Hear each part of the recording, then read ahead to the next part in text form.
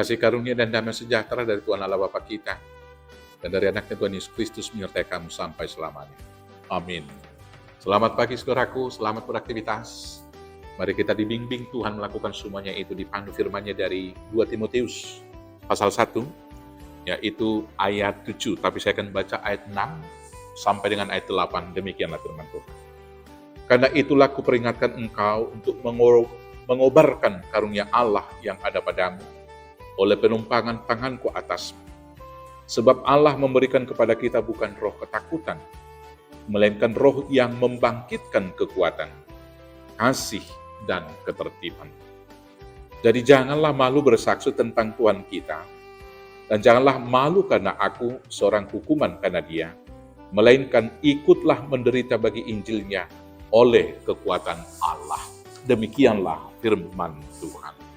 Saudaraku yang terkasih dalam Yesus Kristus, ketakutan itulah yang menghinggapi manusia ketika jatuh ke dalam dosa. Tetapi bahkan ketika mengikut Tuhan Yesus juga, ketakutan itu masih tetap menghantui. Kita mengingat ketika murid-murid naik perahu, dan kemudian di malam itu datang angin yang kencang, maka terjadilah gelombang besar dan Tuhan Yesus berjalan di atas air tersebut. Mereka ketakutan dan mengatakan itu hantu. Maka Tuhan mengatakan, jangan takut, ini aku. Setelah Tuhan Yesus mati, murid-murid pada ketakutan. Mereka berpikir, selesai sudahnya, game's over. Tangan dong besi hirimota. Mereka semuanya bersembunyi. Tetapi ketika Roh Kudus turun atas mereka, mereka memiliki keberanian. Demikian juga kepada Timotius di sini.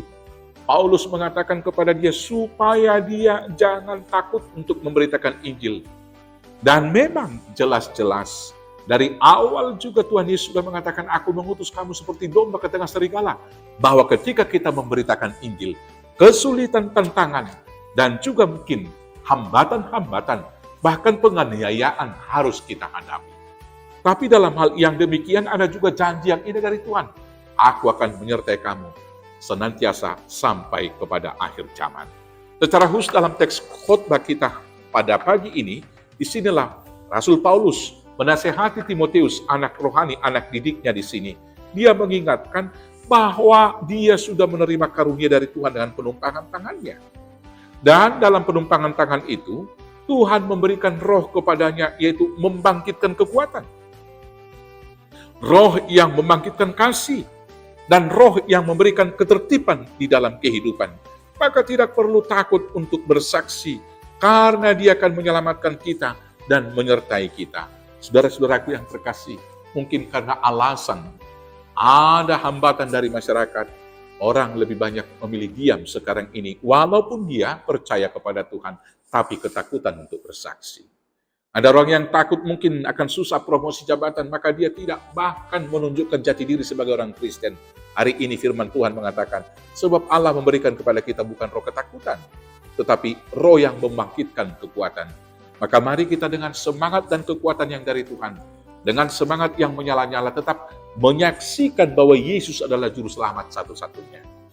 Tetapi dalam bersaksi itu kita harus tertib, tidak harus mengganggu orang lain, karena peribadahan kita mungkin yang bergemuruh dan membuat orang lain tidak suka kepada kita. Tetapi semuanya harus kita alasi dan kita dasari di atas cinta kasih. Untuk itulah kita dipanggil bersaksi. Dengan sentuhan-sentuhan kasih, orang akan merasakan dan melihat surat Injil Kristus yang terbuka itu. Selamat bersaksi, Tuhan Yesus memberkati. Amin. Kita bersatu dalam doa. Terima kasih Bapa yang baik, kuatkan mampukan kami senantiasa bersaksi dengan kuasa dan kekuatan yang dari Roh Kudus. Di dalam Yesus Kristus Tuhan Juru Selamat kami yang hidup. Amin. Selamat beraktivitas, selamat bersaksi. Tuhan Yesus memberkati. Horas, horas, horas.